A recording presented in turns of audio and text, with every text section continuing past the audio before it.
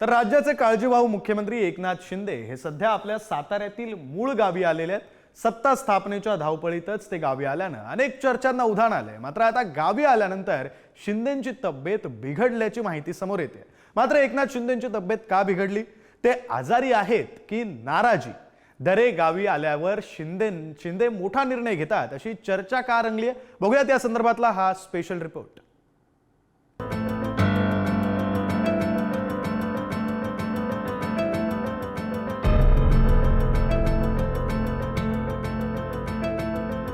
मुख्यमंत्री एकनाथ शिंदे जेव्हा त्यांना असं वाटतं की आपल्याला एखादा मोठा निर्णय घ्यायचा आहे, तर त्यावेळेला ते दरेगाव हे ठिकाण त्यांना त्यांचं आवडीचं असल्यामुळे तिथे ते गेलेले आहे। एकनाथ शिंदे तडकाफडकी आपल्या गावी का गेले?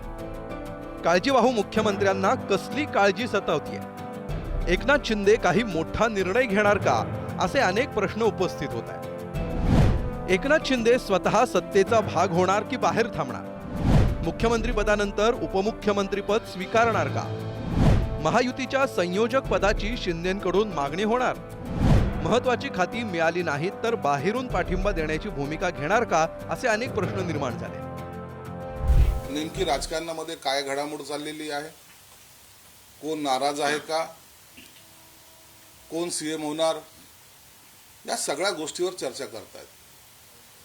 आणि मी काल असं बोललो की मुख्यमंत्री एकनाथ शिंदे हे दरेगावी जात असतात आणि जेव्हा त्यांना असं वाटतं की आपल्याला एखादा मोठा निर्णय घ्यायचा आहे, तर त्यावेळेला ते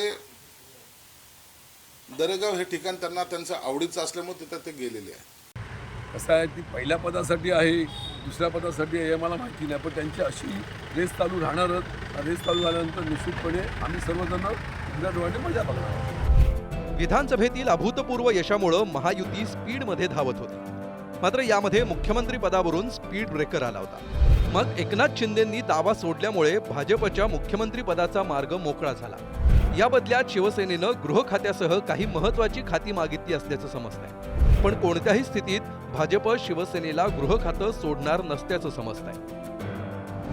2022 मध्ये एकनाथ शिंदे मुख्यमंत्री झाले, तर देवेंद्र फडणवीसांना उपमुख्यमंत्रीपद आणि गृहमंत्रीपद मिळालं। त्यामुळे 2024ला जर देवेंद्र फडणवीस मुख्यमंत्री झाले तर एकनाथ शिंदेंना उपमुख्यमंत्रीपद आणि गृहमंत्रीपद मिळणार का, असा प्रश्न आहे। जेव्हा जेव्हा युती सरकार आलं तेव्हा तेव्हा गृह खातं भाजपकडे राहिलंय। 2014ला मुख्यमंत्री देवेंद्र फडणवीसांनी गृह खातं स्वतःकडे ठेवलं। भाजपकडून वाटाघाटीत कधीच गृह खातं शिवसेनेला मिळवता आलं नाही। मविया सरकारमध्येही गृह खातं राष्ट्रवादीकडे होतं। 2022 मध्ये फडणवीसांना नाईलाजास्तव उपमुख्यमंत्री व्हावं लागलं, पण त्यांनी गृह खातं स्वतःकडेच राखलं। आता मुख्यमंत्री पदाच्या बदल्यात गृह खातं मिळवून वर्चस्व राखण्याचा शिंदेंचा प्रयत्न आहे। गृह विभाग अतिशय शक्तिमान मानला जातो। गृह खात्याच्या माध्यमातून राज्यावर कमान ठेवता येते असंही बोललं जातं। कोणती खाते सोडत नाही याबद्दल मला कल्पना नाही, परंतु एवढं निश्चित आहे, जेव्हा मुख्यमंत्री पदाचं नाव जाहीर होईल त्या टायमाला जर यदा कदाचित जर ते भाजपकडे मुख्यमंत्रीपद गेलं तर गृह खातं हे आमच्याकडे असावं, हा आमचा आग्रह निश्चित असणार आहे। कारण असं आहे की गेल्या वेळेला सीएम साहेब स्वतः मुख्यमंत्री असताना उपमुख्यमंत्र्यांकडे गृह खातं दिलं होतं। त्याच पद्धतीने हे डिव्हिजन झालं पाहिजे, हा नैसर्गिक नियम आहे। बिलकुल रस्सीखेच नाही, तिन्हीमध्ये योग्य समन्वय आहे, तिन्हीमध्ये योग्य विचार विनिमय आहे। रोज या विषयावर चर्चा होतात आणि त्यामुळं आमच्या तिन्ही पक्षामध्ये ना खाते वाटपावरून ना नेते निवडीवरून कुठल्या प्रकारचा वादविवाद आणि मतभेद नाही। त्यांचं वैयक्तिक मत आहे, हा निर्णय ना श्रीसाठांच्या हातात आहे ना माझ्या हातात आहे। श्रेष्ठी बसतील, एकत्र चर्चा करतील आणि जो निर्णय होईल तो सगळेजण मान्य करतील। एरवी एकनाथ शिंदे गावी आल्यावर आपल्या शेतात मनसोक्त रमतात। त्यांच्या भेटीसाठी दरेसह आजूबाजूच्या गावातूनही ग्रामस्थांची रीघ असते। पण यावेळी शिंदे कोणालाही भेटत नाहीये। यामागचं कारण म्हणजे त्यांची तब्येत बिघडल्याचं बोललं जात आहे। कुठेही ते नाराज नाही आहेत, परंतु त्यांची तब्येत जी आहे, त्यांना ताप देखील काल होता, त्यांना सर्दी देखील झालेली, आणि असं असताना आपण ते नाराज आहेत म्हणून दऱ्याला गेले असं सांगणे फार चुकीचं ठरू शकतं। मला असं वाटतं की त्यांनी एका वाक्यामध्ये स्वतःचं व्यक्तिमत्व या महाराष्ट्रासमोर आणलं की मी नाराज होऊन रडणारा नाही, लढणारा आहे. आज एवढं मी 500पेक्षा जास्त राक्षसी बहुमत मिळाल्यानंतर महाराष्ट्रात आनंदोत्सव का नाही? सगळ्यांची चेहरे हे असे विस्मयकारक काय आहेत? एवढं राक्षसी बहुमत मिळाल्यानंतर सुद्धा काही जणांना शेतात पूजा अर्चा करायला जावं का लागतंय? राजभवनवरती जायला पाहिजे.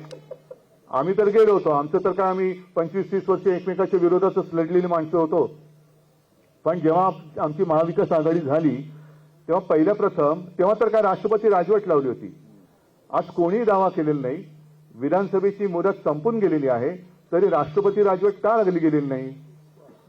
ह्या सगळ्या प्रश्नाचं उत्तर कोणाकडेच नाहीये. निकाल लागल्यापासून एकनाथ शिंदेचा चेहरा खूप काही बोलून दाखवतोय. 57 आमदार विजयी होऊनही शिवसेनेनं म्हणावा तितका जल्लोष केलेला नाही. आता यामागचं कारण काय हे आता हळूहळू समोर येऊ लागले. त्यामुळे मुख्यमंत्रीपदाचा दावा सोडणाऱ्या शिवसेनेला गृह खातं मिळणार का, यावर पुढील गणितं अवलंबून असणार आहेत एवढं मात्र नक्की. साई सावंतसह सूरज बोरावके, पुढारी न्यूज.